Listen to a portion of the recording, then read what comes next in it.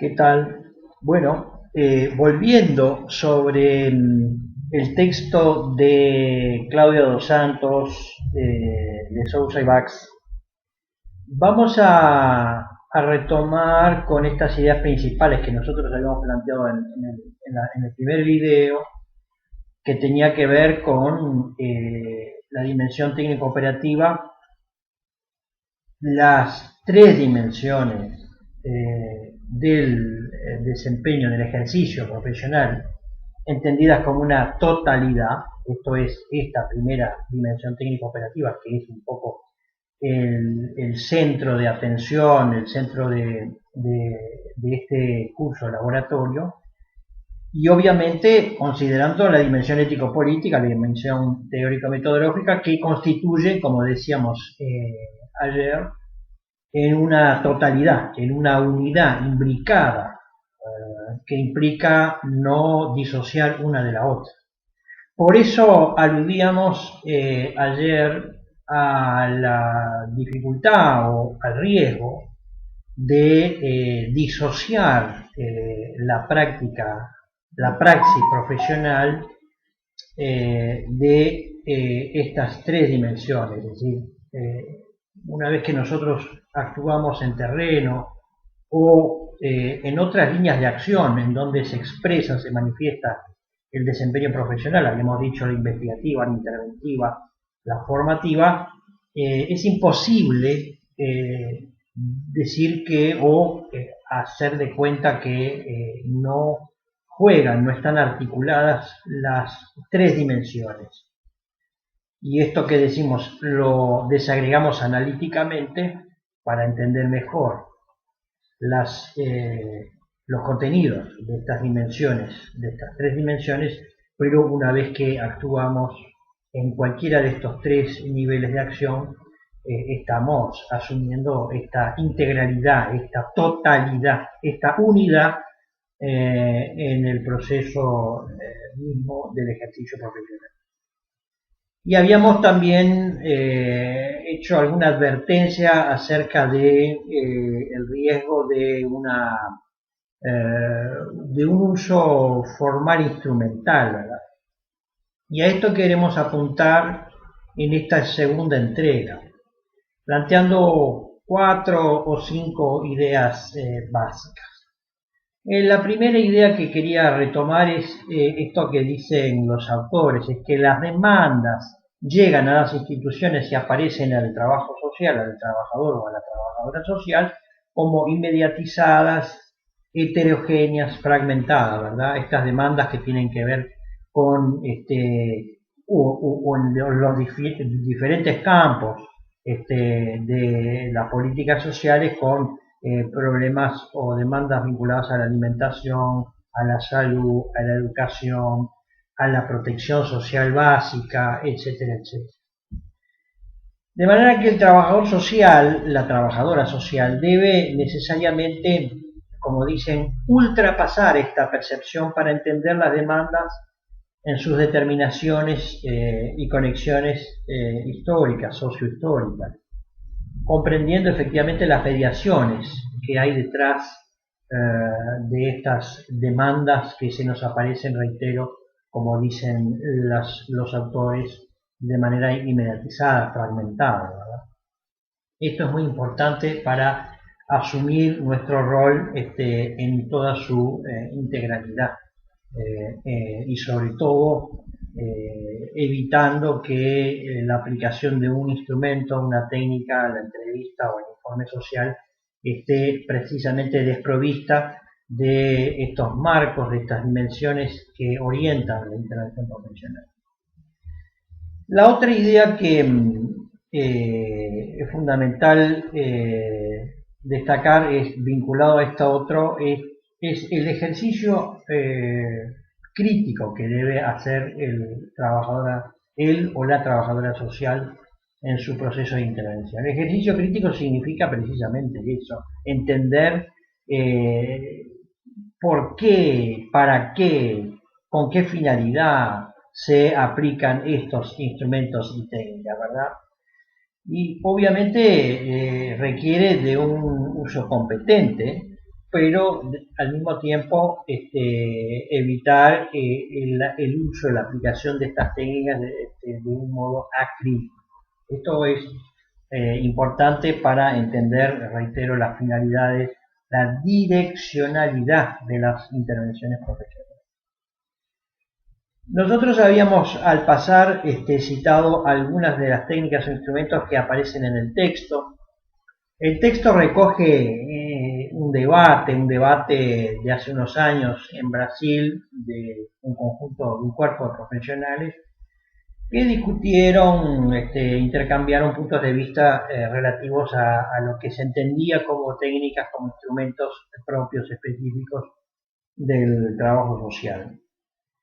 Allí se citan, como ya lo habíamos adelantado, la observación, la entrevista, la técnica grupal, el informe social, el registro.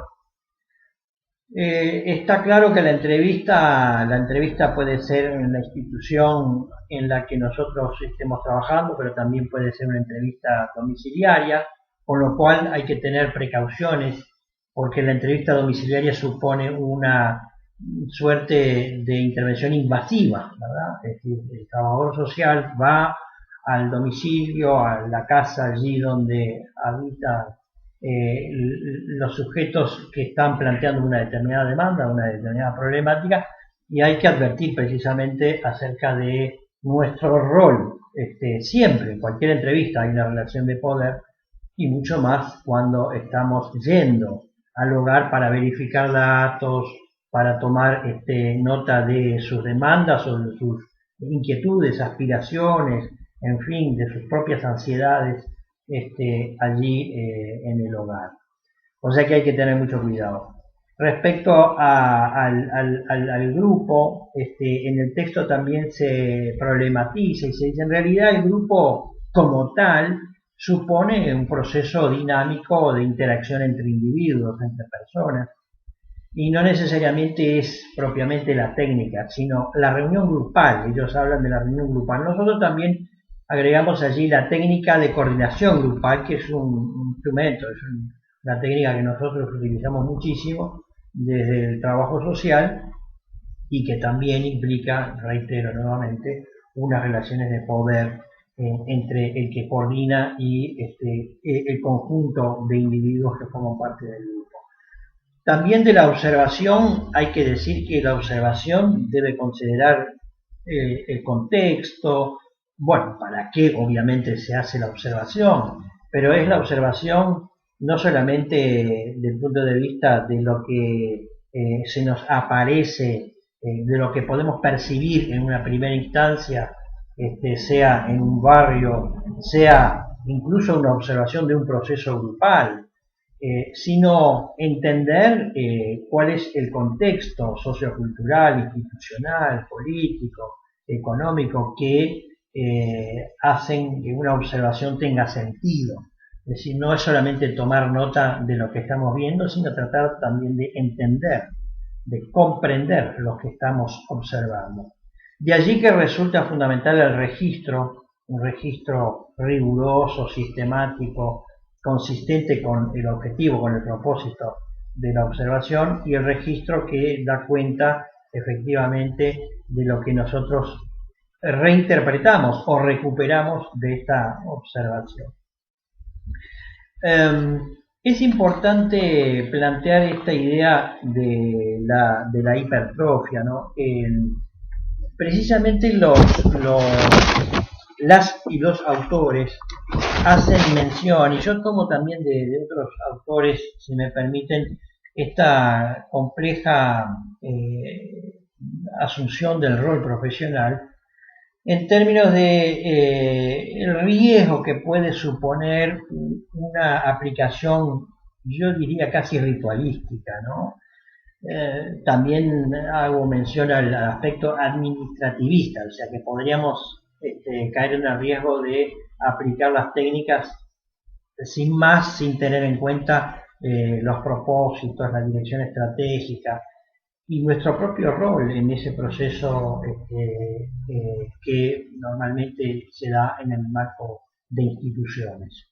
Por eso algunos autores hablan del riesgo de hipertrofia de una racionalidad instrumental burocrática en la actual configuración de las políticas sociales a partir de una lógica pragmática, productivista, ¿no? Bueno, hay que hacer tantos informes, hay que dar cuenta de tantas demandas, hay que hacer X número de entrevistas y a veces se nos escapa el sentido mismo de lo que implica la aplicación de cada una de estas técnicas o instrumentos. Otro elemento que quisiera destacar es que las técnicas y los instrumentos no son neutrales, es decir, son construcciones históricas en función del desarrollo y evolución del servicio social, del trabajo social, ¿verdad? Se puede hacer una entrevista para dejar afuera, por ejemplo, a un hogar o una familia de un conjunto de prestaciones o beneficios. O se puede hacer una entrevista con el fin de controlar, de verificar si efectivamente están dando cuenta de las contraprestaciones. Esto también es muy polémico y es muy discutible. En todo caso, lo que hay que evitar es esta mirada y esta aplicación burocratizada, si me permiten la expresión, instrumentalizada, sin una reflexión detrás y por delante también de la aplicación de estas técnicas. Por eso, reitero, las técnicas y los instrumentos no son neutrales. Están contextualizadas en marcos institucionales. Ayer decíamos, en el Ministerio de Desarrollo Social, en el Ministerio de Vivienda, en el Ministerio de Educación, en el Banco Hipotecario, en el INAU, en fin, estos son los marcos que determinan o condicionan fuertemente el ejercicio profesional. Lo cual no quiere decir que el trabajador o la trabajadora social tenga que admitir y asumir que siempre será lo que indiquen las autoridades, sino que en cierto modo siempre tiene que estar presente y por eso la importancia de la dimensión ético-política, la finalidad y si efectivamente en el uso de estos instrumentos y técnicas nosotros estamos apuntando a la emancipación, al desarrollo de la autonomía de las personas, de los grupos, de los colectivos, de las comunidades, ¿verdad? Y si no es así, entonces preguntamos por qué es lo que sucede que nos lleva a no cumplir efectivamente con nuestra función esencial. Por eso reiteramos esta idea del riesgo de la burocratización, de la funcionalización acrítica de los trabajadores sociales y de las trabajadoras sociales. Muchas veces yo he criticado el uso casi de manera o a modo de excusa de los protocolos, ¿no? Bueno, aplicamos el protocolo. O están determinados los horarios de atención al público y tienen que concurrir a tal hora. Realmente a veces uno se encuentra con inflexibilidad o marcos coercitivos que no permiten una adecuación de la intervención profesional a la propia población a la que va dirigida. Y desde mi punto de vista, los programas sociales, en fin, las instituciones y nuestro propio desempeño profesional tiene que adecuarse a las necesidades, a las demandas que plantean estos sectores sociales y no al revés, ¿verdad?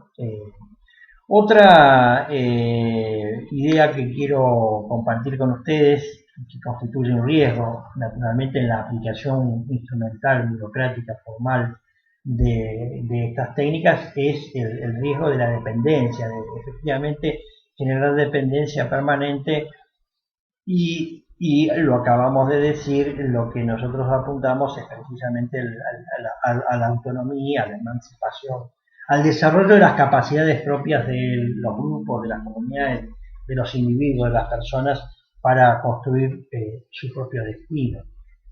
Obviamente y naturalmente con las apoyaturas que el propio sistema de protección social y el conjunto de las políticas sociales le ofrece y debiera habilitar a este ejercicio pleno de los derechos sociales. Otro elemento vinculado a este riesgo de burocratización es precisamente entender que no puede haber una pérdida del sentido estratégico de la intervención profesional. Y esto es a lo que apuntamos precisamente, con una mirada de mediano y largo plazo, entender para qué estamos haciendo una entrevista, para qué estamos haciendo una observación, con qué finalidad hacemos un informe social, y no es solamente el hecho de hacerlo correctamente, tal como lo establece un procedimiento formal, sino, bueno, el sentido más profundo que tiene una entrevista o un informe social, es decir, un sentido que apunta, reitero, a que se puedan superar determinadas situaciones, se pueda dar cuenta de las demandas que plantea la población. Otro riesgo fundamental que hay que considerar es en cuanto a la aplicación de estas técnicas e instrumentos con fines de disciplinamiento o de control. Yo voy a poner un ejemplo. Decía que actualmente se están revisando algunas formas de abordar servicios y prestaciones sociales. Una de ellas tiene que ver con la tarjeta Uruguay Social, por ejemplo, que se está pensando en modificar a través de una aplicación utilizada por celular y que determina, entre otras cosas, por ejemplo, que se va a establecer exactamente cuáles son los productos que la población a la que accede a la TUS debiera consumir. Y esto es precisamente lo que yo digo, una suerte de control, ¿verdad? Un control del consumo, en este caso, de las poblaciones más vulnerables. Hay que tener mucho cuidado de no entrar en una aplicación formalista de los instrumentos y las técnicas. Yo sé que es muy difícil. ¿Por qué es difícil? Porque nosotros estamos trabajando en instituciones y las instituciones obviamente tienen sus propósitos, sus objetivos estratégicos, su planificación, su programación anual y quinquenal. Lo que no quiere decir que seamos fieles obedientes, si me permiten la expresión, de lo que nos indican para hacer.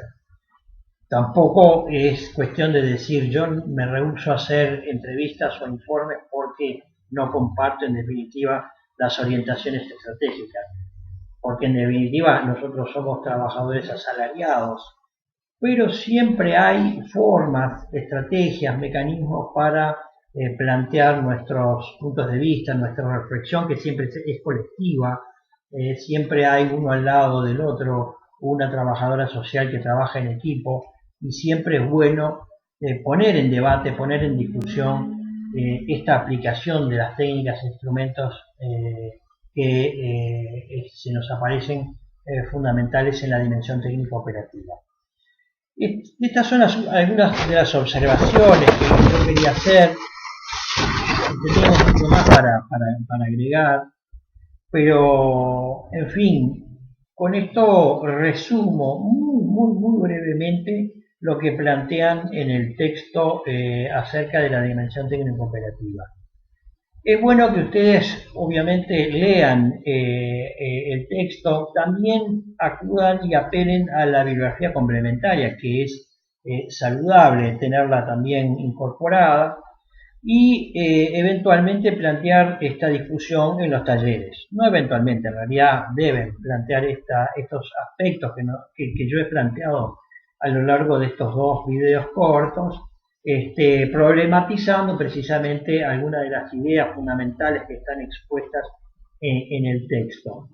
Y el propio ejercicio, la propia práctica que ustedes van a hacer, va a dar lugar precisamente a análisis, reflexiones, problematización, dificultades, el alcance de las técnicas, de los instrumentos, los aspectos que las condicionan, en fin, todo cuanto hace a la vida propia en el ejercicio profesional del trabajo social. Bueno, yo me quedo por acá. En la próxima entrega vamos a discutir un tópico que es fundamental y que tiene que ver con el siguiente capítulo, la siguiente unidad temática, que es la ética profesional. y seguramente me va a surgir algún comentario, alguna pregunta, alguna duda que ustedes me puedan hacer, reitero, vía plataforma EVA. Incluso en el propio canal de YouTube, ustedes tienen el link en la plataforma EVA, hay una posibilidad de colocar comentarios. Me gustaría que lo hicieran para ver si eventualmente pueda producir un tercer video complementario de estos dos que, reitero, constituyen apenas una síntesis muy breve de lo que implica la dimensión técnico-operativa a partir de los textos que nosotros hemos señalado. Bien, entonces los espero en la próxima entrega. Les reitero, estamos a las órdenes, discutan, comenten, vean y escuchen el video si pueden más de una vez y anoten una vez que hayan leído, una vez que hayan visto y escuchado este video, anoten sus preocupaciones, sus inquietudes, todo aquello que les emerja o les surja como dudas o comentarios, inquietudes relativas a la dimensión técnico-operativa que constituye el eje en el cual se vertebra este curso de laboratorio.